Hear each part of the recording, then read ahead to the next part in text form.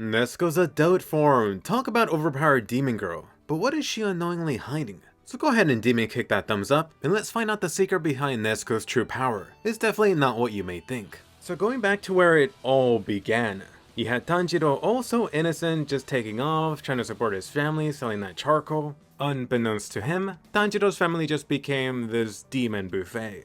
So first off, let's actually examine this event. For the longest time you thought this random demon attacked, maybe an upper demon, maybe a lower ranked one. So here's the juicy reality. Nope, it wasn't someone random, it was actually the Demon King himself, Muzan. Adding more to this whole thing wasn't just a random attack. Muzan was specifically targeting Tanjiro's family. Why, you may be wondering? This whole attack was in line with part of Muzan's ultimate goal, which was to wipe out any possible sun-breathing users, and by extension anyone related to them. And I know what you're thinking, since long ago Tanjiro's papa has already become charcoal himself. But you couldn't trick Muzan. Why not just double tap his family to be extra secure? And it's actually interesting because suddenly this is turning into a Muzan video. So getting back to how Nezuko comes into the equation, fortunately or unfortunately, the wonderful Imoto Nezuko survived. The not so fun part about this is that Muzan actually used Nezuko for his little experiment, which goes back to a high level goal of Muzan. The reason this guy even bothers to create demons at all. Muzan is putting all of this effort, all of this work, creating more of his army, not out of charity, but really just out of selfishness and greed. Muzan ultimately wants to create this demon that could conquer the sun. He's really just jelly of those daywalkers. So ultimately at the end of the day, it really wasn't too deep. Nezuko really just became another little plaything of his. On the flip side, Muzan definitely didn't predict what would come afterwards. Going back to the season 1 anime events, several interesting things happened with Nezuko. First off, I will just point out with her little encounter with the Hashira, that Nezuko willingly protected Tanjiro instead of going for that delicious berry nectar. So right from the beginning you actually had Nezuko putting another person, a human, her family, as priority instead of her own life. The next thing worth noting, and the kind of obvious, is really just that log she has in her mouth, really just helping Nezuko to keep stable. But then you get into the major drastic turning point for Nezuko. Recall Tanjiro working his ass off, training for like 2 years. On the flip side, the super adorable Nezuko was really just playing Snorlax. That Nezuko's body must have drastically changed during that 2-year time period. Really going into almost this hibernation mode, not eating humans or anything whatsoever. In other words, Nezuko really is a special case. She really is just this extreme circumstance that has never happened in demon history. Which you really should notice how strange this is. A demon that doesn't feast on human flesh or some other type of animal meat, if they don't do it for a long time, they're just gonna grow violent. So take it from Nezuko herself, sleep is good for you. On the other hand, that is not everything, let's keep on going forward. Not too long afterwards, Nezuko got into that one-on-one fight. And you know how much Nezuko just loves kicking. Unfortunately, as a consequence, she did lose that leg of hers, and she just was bleeding terribly. Except worse, on top of this, her regeneration was pretty slow for a demon. So this is where you have the other X factor coming into the equation. Very thankfully, Nezuko won the lottery. Tamayo was there to help her. Recall that demon drug she used on her. At the time, this demon sensei just claimed this drug would help Nezuko heal faster. Although now in hindsight, you can look at this in a different way. That Nezuko being in this almost limbo state for 2 years really had this negative impact on her body, specifically on her demon abilities. Almost by chance, this injection was like demon steroids. It completely removed any restrictions that Nezuko was suffering from. Something else really worth mentioning here is how Muzan through his blood exhibits this extreme control over any demons he does create. One of the exceptions you've seen to this has been Tamayo that's been able to get away. Due to everything we talked about, we now have another unique case, which is Nezuko, that is completely free from his control. Right here you do have something special from Nezuko, which is Nezuko's blood. Skipping forward a little bit, Tamayo, through using Nezuko's blood, was actually able to free this demon boy from Muzan's control. So just like some infamous zombie movie, Nezuko seems to be the cure, her blood is special. But this is only getting into the beginning. Oh yes, you just witnessed Nezuko's debut in her adult demon form for the anime. It's majorly important for you to notice that Nezuko has been progressively getting stronger and stronger since the beginning. Tanjiro, before becoming a demon slayer, was able to hold her back with just a piece of wood. Although do notice at this point it did foreshadow her adult form that just debuted, just more for you to love. On the other hand, versus a Hashira, the water Hashira had no problem holding down Nezuko just with one hand. Skipping forward like a day or two, not too long after, Nezuko was already in fighting form. Really just must be her demon instincts kicking in. Notice that freaking super kick, which has really become a trademark for Nezuko. This is really emphasized in like the 2-year time skip. Nezuko, despite sleeping that entire time, the girl came back into action kicking and punching to the face. So already Nezuko, with practically no training, I mean she was asleep the entire time, was able to match whatever Tanjiro was doing. The guy that trained his ass off to become an actual demon slayer, at least a lower rank one.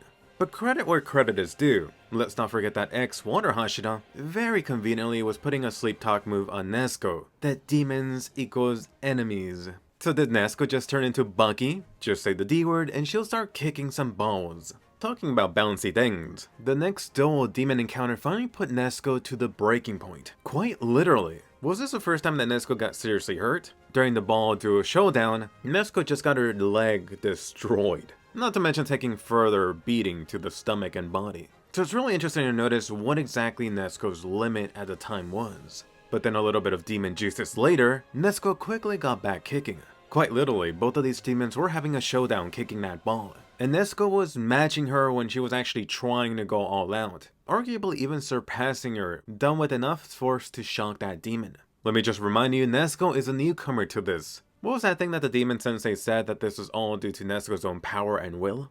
As an extension to this, Nezuko was also trying perhaps a little bit harder since the adorable little Imoto was trying to protect what she thought was her demon family. Keep in mind that the demons here were trying to actually get into the 12 demon moons. So once again, Nezuko has been rapidly growing. Upgrading to the big leagues, the drum demon. Oh my bad, Nezuko was like a kitty asleep outside. Leveling up for reals this time, the Spider-Man demon, aka the lower rank 5. So first off, let me just go gaga over how Nezuko freaking tanked an attack by this lower rank demon, and did not get carved up like a turkey. Ultimately, you did have Mama Tanjiro coming back from the Shadow Realm to give Nezuko that little push. Come on, go beyond plus ultra, or would that be beyond plus demon? It was very quickly, very brief, but Nezuko finally used her own blood demon words. This is massively impressive. Typically, this is a demon ability that higher ranked demons use, since it is supposed to be this unique power. Nezuko's debut of her power was getting the enemy ultra crispy, or at least those spider webbings. So once again, even though Nezuko wasn't in a huge part of this fight, Nezuko once again jumped forward in her abilities, and at the same time, this also set up some clever foreshadowing that I'm gonna get into. So let's get into it. The latest Nezuko upgrade, her demon adult form. This time going toe-to-toe with an upper rank demon. Oh, the little demons, they grew up so fast. So Nezuko getting into this thicker adult form was actually foreshadowed back in episode 1. Super adult powers go! Really just taking a page out of Hunter x Hunter. She's got that horn on her head, only missing one more. And she has that lovely demon tattoo. Someone get this adorable girl a demon slayer's sword. Not that she needs it. Of course, Nezuko in her demon form has those sharp ass claw nails. All of a sudden, this beefed up Nezuko is able to wipe the floor with this demon that's been around for over 100 years. Tanjiro, just take a seat. You've been working too hard, buddy. Go get some of that demon blood, dude. Nezuko now has that sweet healing factor, regenerating at the level of upper rank demons. Or who says you need freaking regeneration? Nezuko's just gonna glue that stuff back onto her body with their freaking blood. No joke, this is definitely an upper higher rank demon ability. It's really insane how much Nezuko is leapfrogging. On top of this, now you also have another demonstration of Nezuko's blood demon arts. This time now you can actually see the destruction done on a demon. What you should notice here is that notably this only hurt the demon, and then Daki had trouble healing / regenerating afterwards. You know what this sounds very familiar to? It sounds like Nezuko, in her own way, in demon form, manifested this demon version of the sun breathing technique. In case you don't know what I'm talking about, the original guy that developed the sun breathing technique actually used it against Muzan, and to this day, Muzan still has those scars from that battle. You can now see why it seems very, very similar. Skipping forward a little bit, not really Nezuko fighting herself, but through Nezuko's help, Tanjiro was able to achieve the Blazing Blood Sword, or Katana. In other words, really combining the best of both worlds, the demons and the demon slayer. Nezuko's blood was burning the blade. It helped it change color, making it extremely hot. Hell, it seems like Nezuko's blood could do anything. Use that on freaking cancer. And I know we've been going over Nezuko's powers, but why exactly is she this damn powerful? One of the key things that is often overlooked is that it was actually Muzan himself that injected so much blood into Nezuko. So take that, you created your own worst nightmare. Since really Nezuko's ultimate display of power was not really through fighting, but actually becoming the first demon to be able to walk in the sun and not get super crispy. Nezuko, the first demon that could withstand sunlight. Oh, and Nezuko is finally able to talk a little bit, by the way. The Great Demon Sensei actually credit this to Nezuko's unique blood, that over this short time period, the composition in her blood kept on repeatedly changing for some reason. As you've been seeing, it seems like Nezuko has almost unlimited potential. Sure, the Great Demon King has been here for ages. On the other hand, Nezuko in quite a short time already achieved something that he hasn't been able to, actually becoming the Daywalker he wishes to become. And sure, up until the end of the Demon Slayer story, Nezuko really never got a chance to go one-on-one with Muzan. She didn't get decades for her power to grow exponentially. Nezuko ultimately becomes Muzan's worst nightmare. Since for one route, Muzan wants to eat Nezuko. He just wants Nezuko's Titan powers, so he could become massively stronger and be just like her, being able to play in the sunlight. On the other hand, the other fork in the road, Nezuko's blood being the cure to curing demons, including Nezuko and perhaps even including Muzan himself. With Tamaya's help, Nezuko was eventually able to revert back to being human.